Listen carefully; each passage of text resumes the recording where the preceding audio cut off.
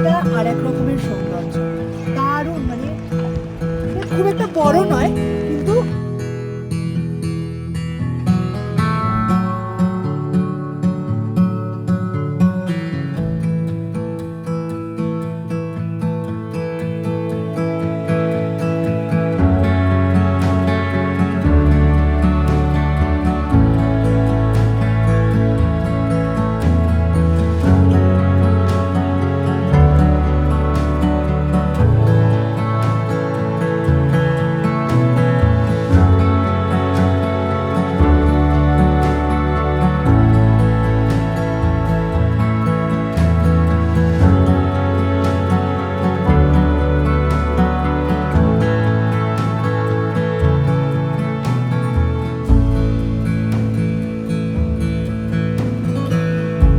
Last 10-15 minute ধরে আমরা এখানে জ্যামে আটকে আছি, পাহাড়ি জ্যামে প্রথমবার। সামনে অ্যাকচুয়ালি একটা জেসিবি দিয়ে কাজ হচ্ছে, তার জন্যই পরপর পুরো গাড়িগুলো দাঁড়িয়ে সামনে। এখন ঘড়িতে বাজে 2:48, টেম্পারেচার দেখছো 1 ডিগ্রি। অলরেডি টায়ার প্রেসার লো হয়ে যাচ্ছে আস্তে আস্তে।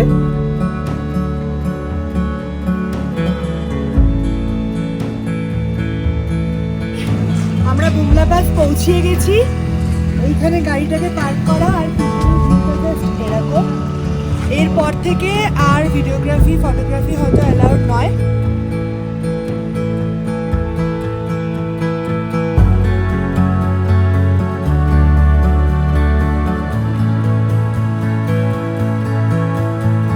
Hello everyone, welcome back to our channel living with GB. তো আজকে কিন্তু আমি এই ব্লগটা শুরু করছি তাওয়াং থেকে। So good morning from Tawang. এখন আমরা সবাই রেডি হয়ে গেছি, ঘড়িতে বাজে হচ্ছে 8:15 আর আমরা কিন্তু এখন বেরিয়ে যাচ্ছি ফাইনালি। এই যে পাস পেয়ে গেছি। দুটো গাড়ি দুটো পাস হয়ে গেছে আর আমরা ফাইনালি কিন্তু আমাদের গাড়ি নিয়ে এখন যাচ্ছি বুমলা পাস। তো চলো। আচ্ছা, আমি কালকে রাত্রিবেলা যখন এসেছিলাম তখন হোটেলটা অতটা দেখাতে পারিনি। এই হচ্ছে আমাদের হোটেলটা, টুরিস্ট হাট। এখানে পার্কিং এইটা সামনে।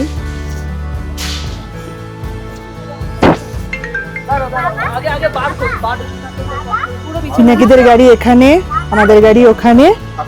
তো চলো আমি গাড়িতে বসে আবার তোমাদের সাথে কথা বলছি।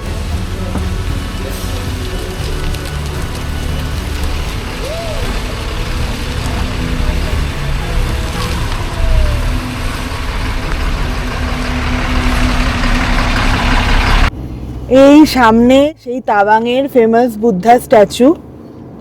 আমরা অলরেডি বেরিয়ে পড়েছি। বাদিকে হচ্ছে তাওয়াংয়ের সার্কিট হাউস। 32 কিলোমিটার মতো আমাদের ট্রাভেল করতে হবে। সময় দেখাচ্ছে 1 ঘন্টা 5 মিনিট। এই যে ডান দিকে বুদ্ধা স্ট্যাচুটা।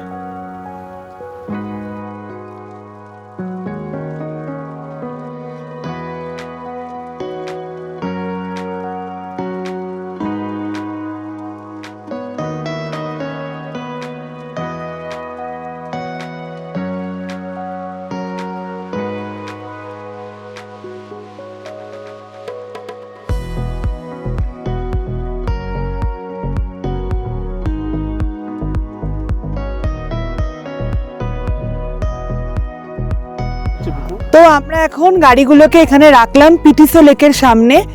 এই হচ্ছে পিটিসো লেক।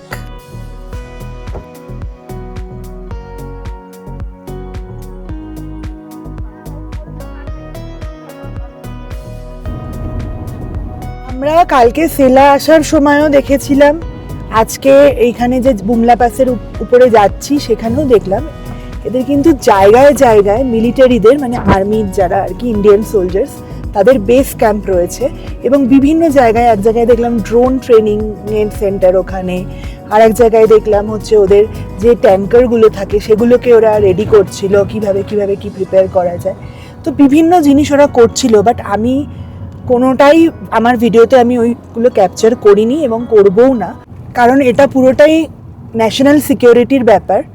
আর একটা জিনিস সত্যি মানে ভাবতে খুব ভালো লাগছে যে এরা এত দুর্গম জায়গায়, এরকম এত পাহাড়ি পার্বত্য জায়গা যেখানে বছরের পর বছর বৃষ্টির জন্যে ল্যান্ডস্লাইড হয়, এরকম অলরেডি দেখো ওখানে বরফও দেখা পেয়ে গেছি, স্নোফল হয়, এইরকম এত কঠিন দুর্গম জায়গায় ওরা দিনের পর দিন থাকে এবং শুধুমাত্র আমাদের কান্ট্রিকে প্রোটেক্ট করার জন্য। তো hats off to them, seriously hats off to them, seriously.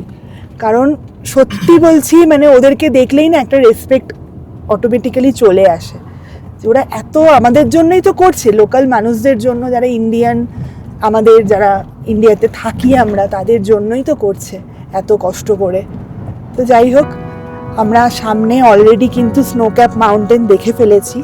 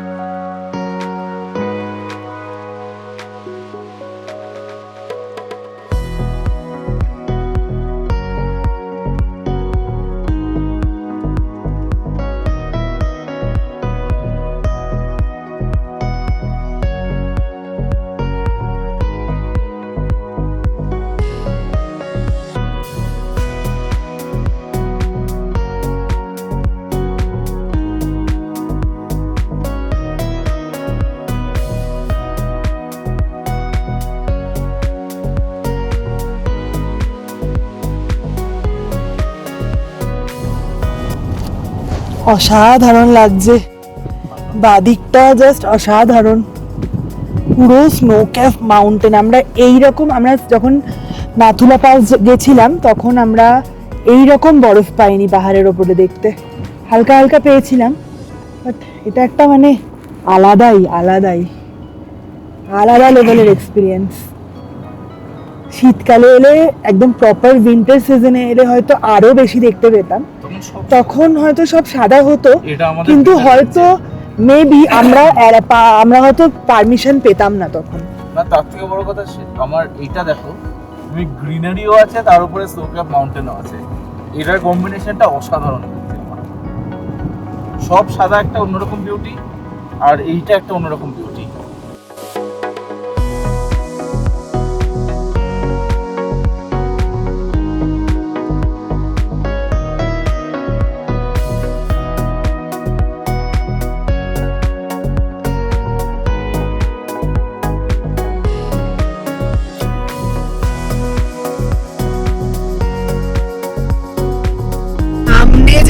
দেখো, কিছুই বুঝতে পারছি না কি করে দেখবো। ওই এসে গেল বুমলা পাস।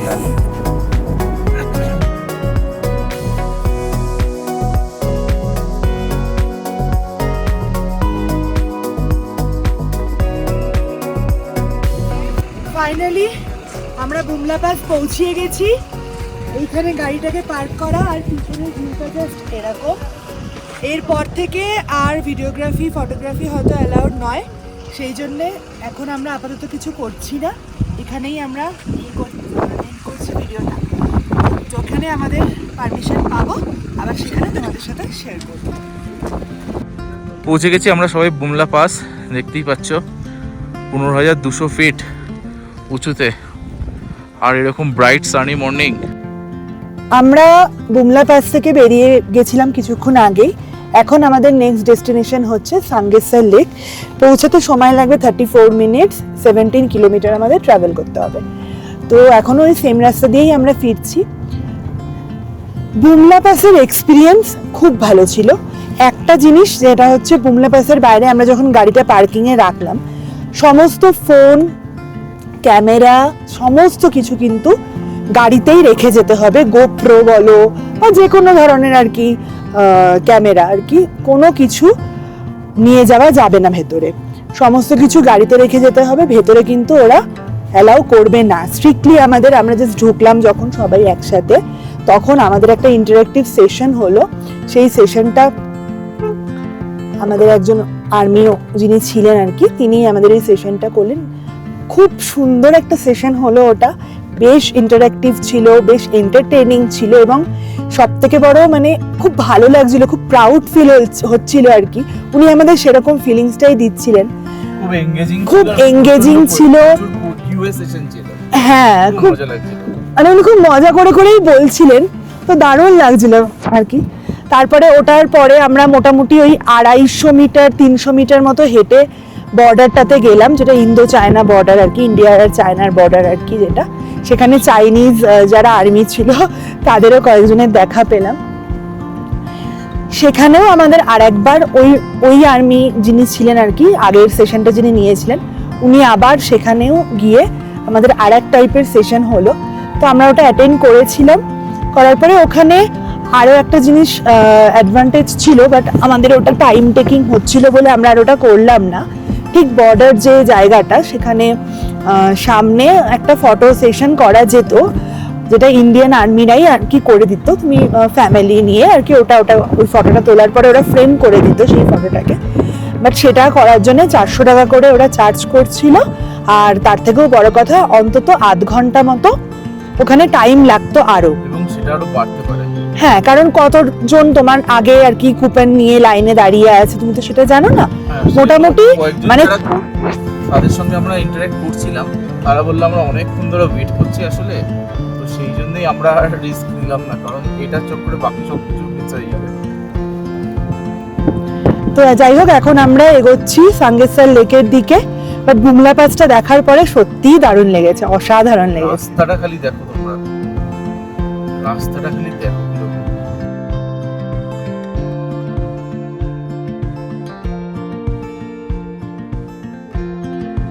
কেমন লাগছে? মজা আসছে?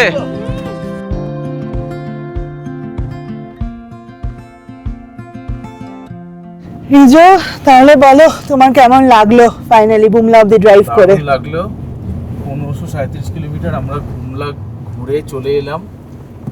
আমরা যখন যাচ্ছিলাম তখন মেঘ ছিল, এই মেঘ কম ছিল, বেশ ব্রাইট সানি মর্নিং ছিল। এখন কিন্তু একটু মেঘ চলে এসছে, সেই জন্যই তোমাদের একটা ছোট্ট স্মল সাজেশন, যারা সকাল সকাল প্ল্যান করবে তারা কিন্তু অ্যাডভান্টেজে থাকবে। তো দেখতেই পাচ্ছ আমরা এখন ব্যাক করছি, এখন ঘুরতে বাজে 12টা 19, আবার সামনে গাড়ি দাঁড়িয়ে গেল, কিছু একটা চেকিং হচ্ছে বা কিছু একটা হচ্ছে। তো যাই হোক, এক কথা তোমার খুব ভালোই লাগলো বলো? দারুণ ঘুরলাম। এবার পুরো একদম নিচ অব্দি তাওয়াং অব্দি পৌঁছে আবার ভালোভাবে তোমাদের সঙ্গে কানেক্ট করছি। এই রাস্তাটার উপর আমরা একটু কনসেন্ট্রেট করি, কারণ রাস্তাটা মানে খুব স্টিপ কিছু কিছু জায়গায়, আর কিছু কিছু জায়গায় খুব ন্যারো, সব মিলিয়ে মিশিয়ে ওভারঅল। লাস্ট 10-15 মিনিট ধরে আমরা এখানে জ্যামে আটকে আছি, পাহাড়ি জ্যামে প্রথমবার। সামনে অ্যাকচুয়ালি একটা জেসিবি দিয়ে কাজ হচ্ছে, তার জন্যই পরপর পুরো গাড়িগুলো দাঁড়িয়ে সামনে, এমনকি পিছনেও পুরো ভর্তি হয়েছে লাইন। তো জানি না কতক্ষণে ছাড়বে, দেখি এখন ওয়েট করি। বুমলা পাস থেকে বেরিয়ে আসার পরও এক্সাইটমেন্টটা এখনও সেম রয়ে গেছে।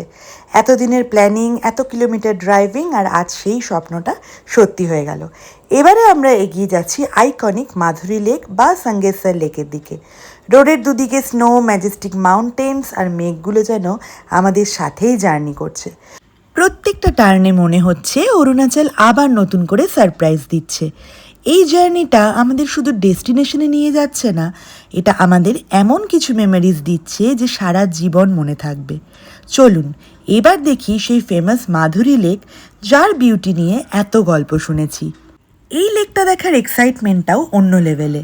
শুধু এটা একটা ট্যুরিস্ট স্পট নয়, এই জায়গার সাথে জড়িয়ে রয়েছে হিস্ট্রি, নেচার আর কাউন্টলেস ট্রাভেলার্সের ইমোশনস। মনে হচ্ছিল ক্যামেরাটা অফ করে শুধু এই মোমেন্টটাকে এনজয় করি, কারণ কিছু ভিউ ক্যামেরাতে ক্যাপচার হয় আর কিছু ভিউ কিন্তু শুধুমাত্র মনের মধ্যেই ক্যাপচার করা যায়। অরুণাচল আমাদের প্রত্যেক মিনিট নতুন কিছু গিফট করেছে, আর আমরা শুধু গ্র্যাটিটিউড নিয়ে এই সুন্দর জার্নিটা এনজয় করে যাচ্ছি। ছিয়ে গেছি হচ্ছে সাঙ্গেসার লেক, যেটা কিন্তু সবাই মাধুরী লেক বলেও জানে। এই হচ্ছে সামনে,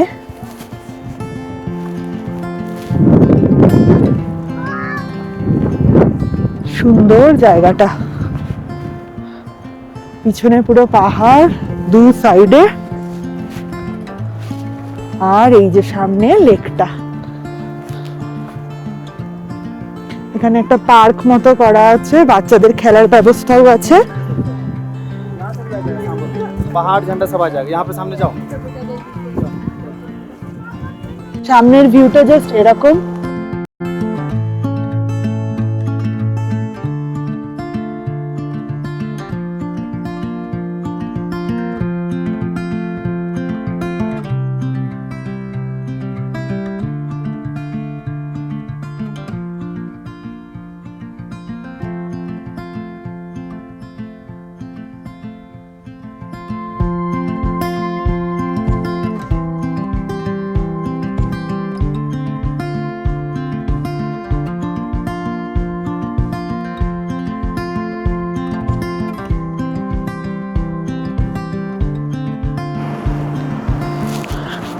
সাঙ্গেতসার লেককে এখন আমরা এবারের মতো টাটা জানিয়ে বিদায় জানিয়ে এবার গাড়ি নিয়ে সোজা এবার আমরা পৌঁছে যাব কিন্তু তাওয়াংয়ে। আবার অলরেডি বৃষ্টি ভালোই পড়ছে, তো দেখা যাক।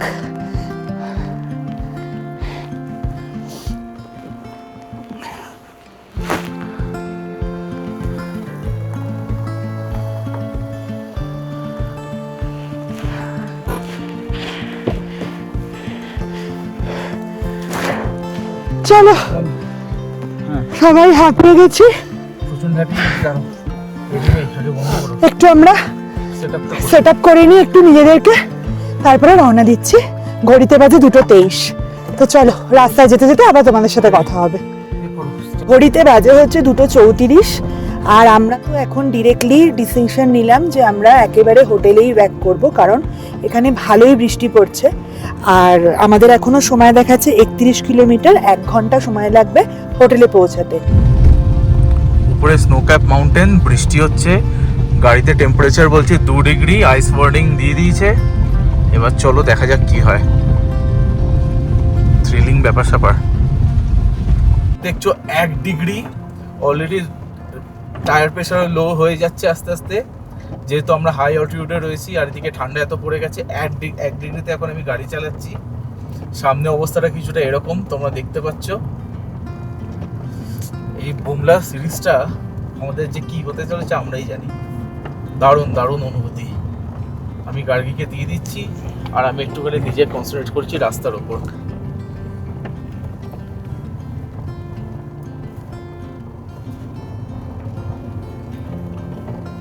আদি ভালো বলেছে, বাবা একটু আস্তে আস্তে চালাও। 1 থেকে যদি মাইনাসে নেমে, এই 1 থেকে 0-তে নেমে যাবে, 0 থেকে আস্তে আস্তে মাইনাসে চলে যাবে, তখন আমরা বরফ পেয়ে যাব। আদি এত এক্সাইটেড ছিল স্নোফল এইসবের জন্য, তো ও ভীষণভাবে চাইছে স্নোফলটা যেন ও পেয়ে যায়। হ্যাঁ, সত্যি কথা। নিয়ে আসছে বিশাল স্পিডে। বাদিকে জায়গা দিয়ে দাও তুমি ওকে, ডান দিক দিয়ে। ঘড়িতে বাজে 3:50, আর আমরা কিন্তু আমাদের হোটেল থেকে মাত্র 2.5 কিলোমিটার ডিস্টেন্সে আছি। হ্যাঁ, 7 মিনিট মতো দেখাচ্ছে। এর মধ্যে পুরো মেঘ এসে হঠাৎ করে ছেয়ে গেল। এখন টেম্পারেচার 6 ডিগ্রিতে উঠে গেছে। বুমলা আর সাঙ্গেতসার দেখে নিয়ে তাওয়াং ফিরতে ফিরতে আমাদের অলমোস্ট বিকেল হয়ে গেছিল। ইভিনিংয়ে আমরা একটু মার্কেট ভিজিট করতে বেরিয়েছিলাম, আর এখানে একটা ট্রাইবাল ডান্স হচ্ছিল। এখানে আমরা নাগা ফুড অর্ডার দিয়ে দিয়েছি আজকে। দেখো, এখানে দিয়েছে রাইস, আলু সিদ্ধ, বয়েলড ভেজিস, স্যালাড, লেবু, আর এখানে এক্সট্রা রাইস দিয়েছে, এখানে ডাল দিয়েছে, এখানে 2 রকমের আচার দিয়েছে, আর এখানে হচ্ছে ব্যাম্বু শুট চিকেন। আদি ভালো ভালো খিদে পেয়েছিল না বাবা? ঠিক আছে, চলো খেয়ে নিই।